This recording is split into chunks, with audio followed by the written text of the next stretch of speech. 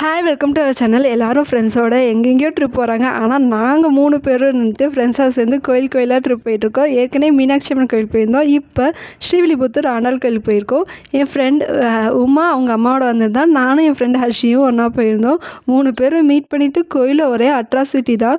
கோயில் அவ்வளோ அமைதியாக பீஸ்ஃபுல்லாக கூட்டமே இல்லாமல் இருந்துச்சு. நாங்கள் நல்லா சாமி கும்பிட்டு ஃப்ரெண்ட்ஸோடவே கொஞ்சம் டைம் ஸ்பெண்ட் பண்ணுறதுக்கு நல்லா இருந்துச்சு. முக்கியமாக அந்த கோயில் ரொம்ப அழகாக இருந்துச்சு. அதுவும் கோயில் கோபுரம் அவ்வளோ அழகாக இருந்துச்சுங்க. அது சொல்லவே வார்த்தை இல்லை, அவ்வளோ நல்லா இருந்துச்சு. இப்போ தான் புரியுது தமிழ்நாடு கவர்மெண்ட் ஏன் இந்த கோயில் கோபுரத்தை வந்து அவங்க சிம்பிளாக வச்சுருக்காங்கன்னு சொல்லிட்டு. கோயிலில் நல்லா சாமி கும்பிட்டு வெளியே வந்து இந்த சாம்பிராணி, அதுக்கப்புறம் ஸ்ரீவில்லிபுத்தூர் வந்து பால்கோவா வாங்கலான்னா எப்படின்னு சொல்லிட்டு அவங்க ஃபேமஸ் இருந்துட்டு இந்த புளிய மரத்தடி பால்கோவான்னு சொல்லுவாங்க. அங்கேயும் பால்கோவாலாம் வாங்கிட்டு வெஜ் சாப்பாடு சாப்பிட்லான்னு வந்தாச்சு. ஆக்சுவலி கோயில் தானே, சாமி தானே கும்பிட்டுட்டோம், நான்வெஜ் சாப்பிட்லான்னு இவன் சொன்ன கையோடு சேர்த்து வா உனக்கு நான்வெஜ் வாங்கி தரேன்னு சொல்லி ஒரு வெஜ் ஹோட்டலுக்குள்ளே கூட்டிகிட்டு போய் அவளை உட்கார வச்சு சோத்தில் சாம்பாராங்கிற அளவுக்கு ரியாக்ஷன் கொடுக்க வச்சுட்டா இவன். ஆக்சுவலி இவங்க ஒரு முருகர் பக்தர். ஸோ செவ்வாய்க்கிழமைனால நான் வெஜ்ஜு தான் வேணும்னு வம்படிச்சு சாம்பார் சாப்பிட்டுட்டா.